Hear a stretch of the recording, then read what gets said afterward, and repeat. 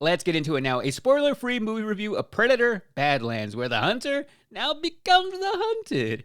This is an interesting time for me to really be getting into the Predator movies because it's from director Dan Trachtenberg, who earlier this year also co-directed Predator: Killer of Killers, which was the animated movie on Hulu. That one I just kind of watched on a whim. I've never been huge into the Predator or Alien movies, and I was like, this is actually really good. There was a lot of emotional depth that I wasn't expecting, some really great action, and I was like, all right, I want to see what this live action one is all about because it kind of changes what we know about the Predator character because he has often been the bad guy, the one hunting down other people, but here he is now the one you are rooting for. He is now the protagonist because what you have in Predator Badlands is a predator named Deck, who is the runt of his clan. He is cast out at the beginning of the movie, goes through something really traumatic. He is now on a hostile planet where everything, no matter where you turn, is trying to kill you.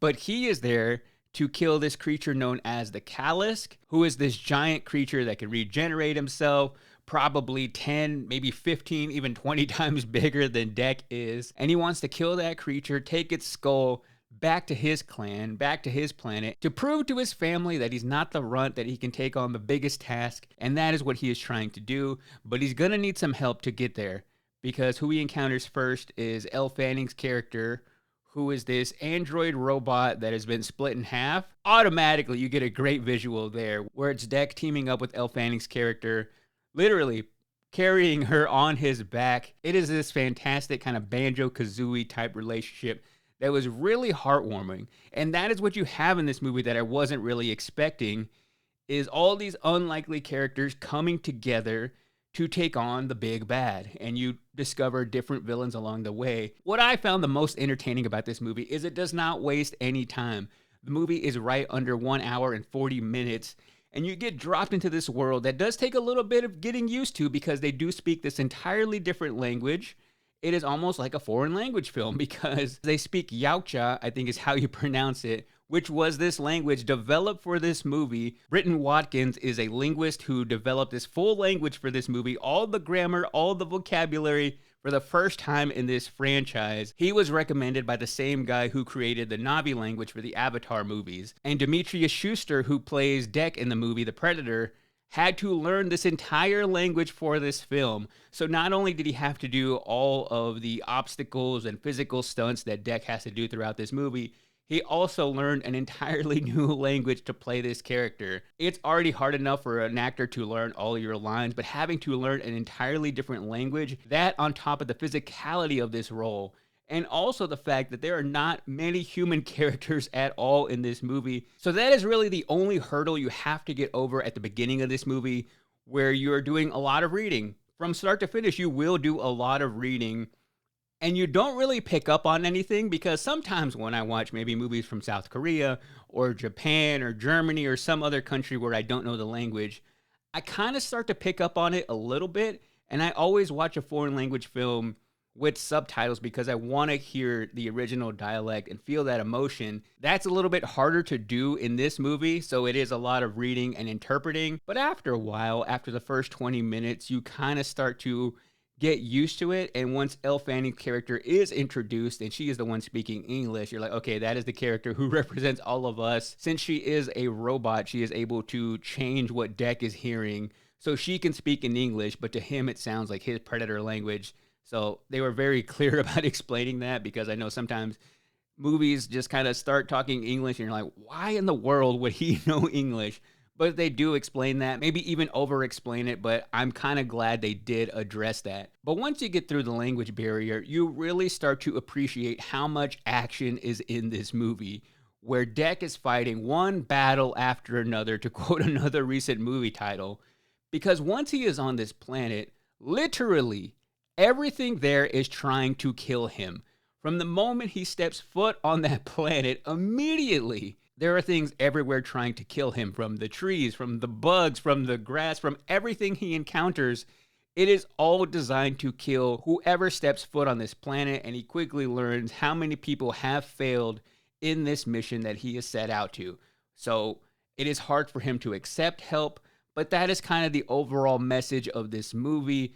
much like a Suicide Squad or a Guardians of the Galaxy is taking a group of unlikely heroes, forcing them to work together. But that is kind of the beauty of it, finding that beauty where it's not supposed to be, finding a family where you don't expect to find that family. The visuals were amazing. My only regret was not seeing this movie in IMAX. I had the action, and at the core of that was the emotion of this movie, was the thing I was probably the most surprised by, where I started to feel for all of these characters as I learned all of their history, all of their traumas, where if it were just a straight ahead action movie and you just had the big sequences, the big explosions, all the crazy things trying to kill Deck, it would have been a fine, standard movie, and I would have left satisfied.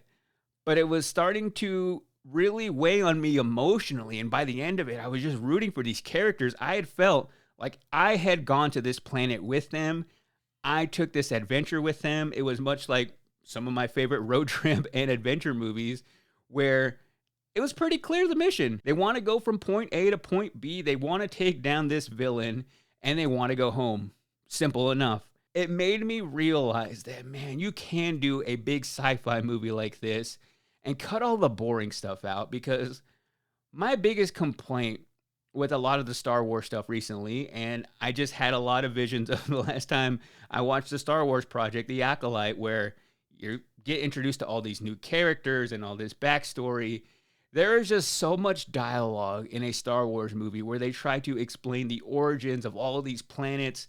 They get into 20-minute conversations that mean nothing. And by the end of it, you're like, okay, I learned all this stuff, but that really didn't impact me emotionally. Predator Badlands proved to me that you can make a movie about a planet that cuts all that stuff out and just leaves the things you need to know. They didn't overload you with information. They cut out all the fat, showed you what you wanted to see, what you came here for, and then got on with it. And then just did a really good job at driving home the emotion, more so than all the lore, which I think is what Star Wars movies are really trying to build right now, is create all these worlds and just essentially give you a history lesson where it feels like you need to be taking notes the entire time. But this was just a highly entertaining movie that even if you knew nothing, which I am not that familiar with the Predator world, even if you knew nothing, you could hop right into this movie and understand it.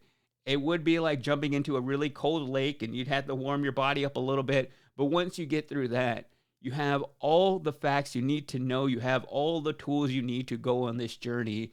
And it's just a really good time. To me, it felt like one of the best hero origin stories we've had in the last 5 years, comparing any superhero, comparing anything in the sci-fi world, where you have this unlikely hero who goes from zero to hero. In any hero origin story or any superhero movie, the moment where your hero pulls himself up and shows you what it takes to be a hero, where you as the viewer get excited because you've seen him hit the lowest of lows, come to a point where you don't think they can pick themselves back up again, where they're not going to be able to complete their mission, and then rise to the occasion.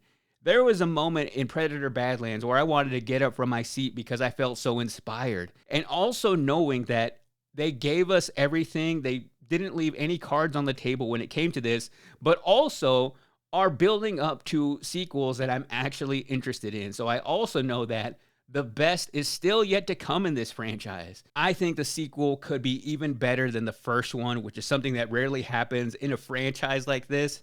Because now that I know these characters so well, I'm ready to go on this journey. And in the next movie, we don't need to build that out anymore. We can test their relationships, push them even further. This movie teaches you what it takes to be great and how you can prove some people wrong. So for Predator Badlands, I give it a strong 4 out of 5 hunters.